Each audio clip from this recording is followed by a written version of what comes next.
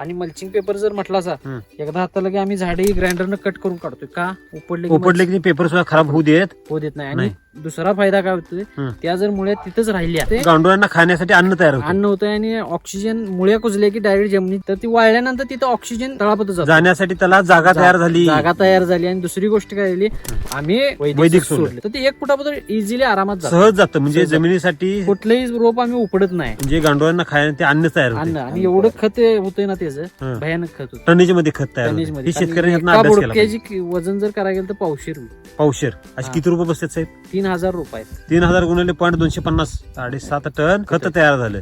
म्हणजे असा बारीक सारीक जर शेतकऱ्यांचा विचार केला तर शेती फायद्याची ठरू शकते. रानात आलं की पीक आपल्यासोबत बोललं पाहिजे. रान आपल्याला सांगितलं पाहिजे मला आज हे पाहिजे आहे. आणि ती भाषा समजली पाहिजे. शेतकऱ्याला जर त्या पिकाची भाषा समजली तर शेती सक्सेस होणार. त्यावेळी पीक बोलायला लागले हे म्हणतंय आजची परिस्थिती सांगतो हे म्हणते माझं वज्ज कमी करा. वज्ज कमी करा. एका झाडाला नाही म्हटलं तर 50 ते 60 फुलं आहे. त्यावेळी जर आला असताना असं बघितलं तर पान दिसत नाही सगळ्या कळ्याच दिसायच्या. एवढा भरगत समाज लागला हो, हो. आता सुद्धा सर हा व्हिडिओ बघला नाही लोक अचंबित होतील. 5 फुटाचं अंतर आहे दोन्ही काठी. एक दिवशी आम्ही सगळ्या कळ्या मोजलेल्या 200 कळ्या होते. एका फुटामध्ये 200 कळ्या होत्या. इकडं आणि तिकडे इकडे 200 तिकडे 200 400 होत्या एका फुटामध्ये फक्त. एका फुटामध्ये. एका किलोत साहेब 120 फुलं बसतात. नाही आमची कमी बसते.